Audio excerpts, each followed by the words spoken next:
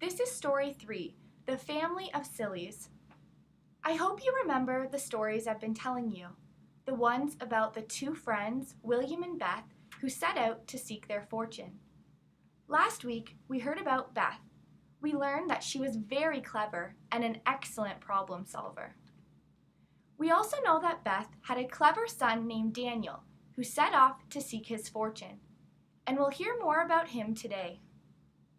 A while back, we talked about William, who was happy and helpful, if a bit of a silly fellow, and how he married his wife, Tricia, who was a bit silly herself.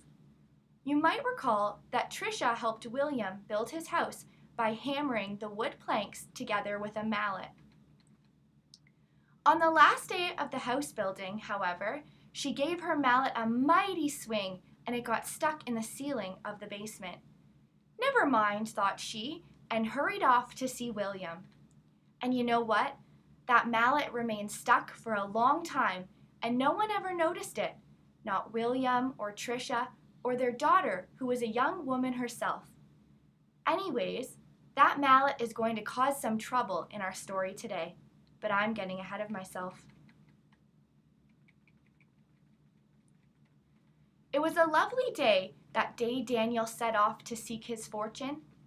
Before long, he came upon a very nice field, and on it was a warm and safe-looking house. And by that house sat two women, one young and the other a bit older. Before long, the older woman said, "Oh, Lena, won't you go to the basement and get me some juice to drink?" "Of course, dear mother," answered the young woman, and she hurried off. Now, Daniel was watching all of this from a ways away, and he was able to deduce something. He knew by the way the young woman had assisted her mother that she was a helpful woman. Daniel decided to stay where he was for a bit longer, so he took out a small musical instrument and began to play. When Lena came back, she heard some lovely music that was unlike anything she had ever heard before.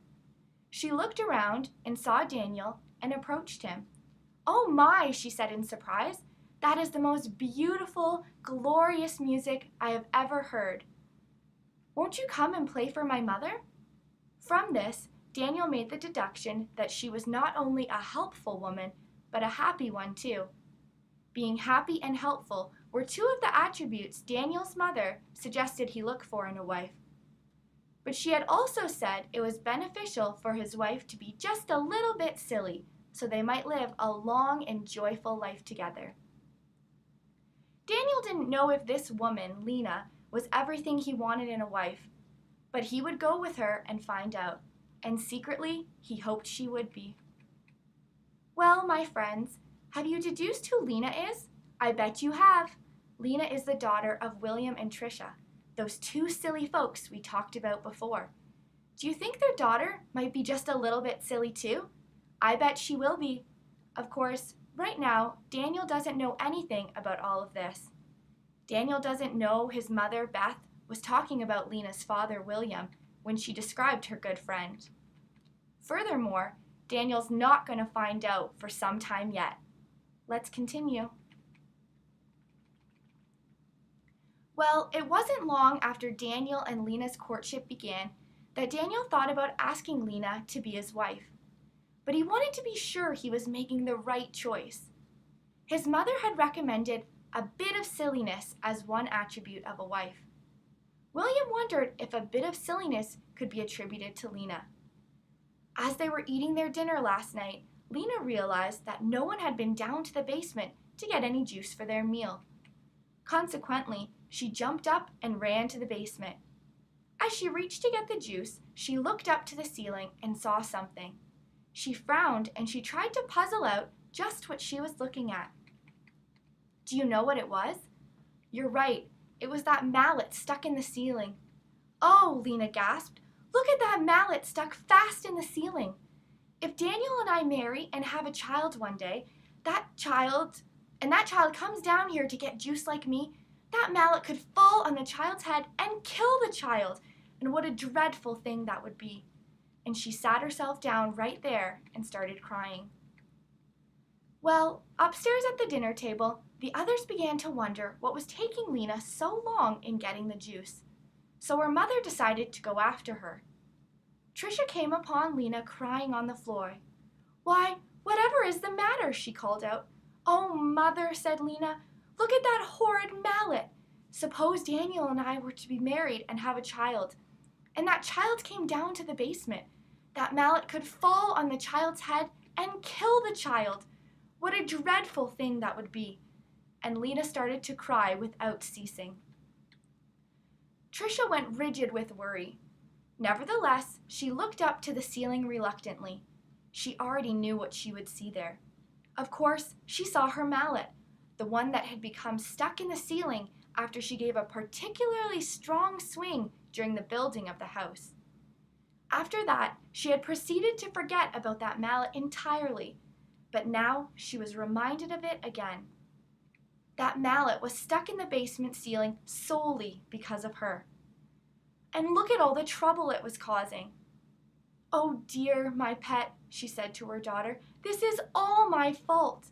That's my mallet, and it's been stuck there ever since I helped to build this house so many years ago. And now it could fall on your child's head and kill your child. What a dreadful thing that would be indeed." And she sat down beside her daughter and started crying too. Inevitably, Lena's father, William, still sitting at the dinner table upstairs, decided he had better go and find Lena and Trisha, and told Daniel so. When William came upon the pair in the basement, he called, "Dear wife, dear daughter, why are you crying?" "Why," said Lena, "look at that awful mallet in the ceiling. Just suppose I have a child, and that mallet should fall on the child's head." "And," said Trisha, "it would be all my fault, because I am the one who left it there all those years ago." "Why," said William, "that is a problem, for if we remove the mallet, I am afraid the house will fall down. Conversely, if we let it remain there, we have to worry that one day it will fall on the head of Lena's child." With this, William too sat down, and they all began to cry ceaselessly. Finally, Daniel decided to go and find out what was keeping Lena and her parents. Soon, Daniel found all three of them crying on the floor of the basement. "Whatever is the matter with all of you?" he asked in astonishment. "Oh," said William, "we have a real problem. You see that mallet up there? If we remove it, the house could fall down. But if we leave it, it may fall on its own one day and kill whomever it lands on. And what if that turns out to be your child? What a dreadful thing that would be." But Daniel just burst out laughing. "You are being silly to anticipate such a thing. Let me assure you that will not happen," he said, and he reached up and extracted the mallet from the ceiling with ease.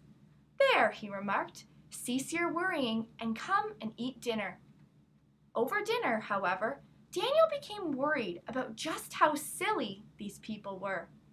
Even though he liked Lena and he knew her to be helpful and happy, he wondered if she was too silly to take as a wife. So he made a decision. He would leave and assess the situation on his travels.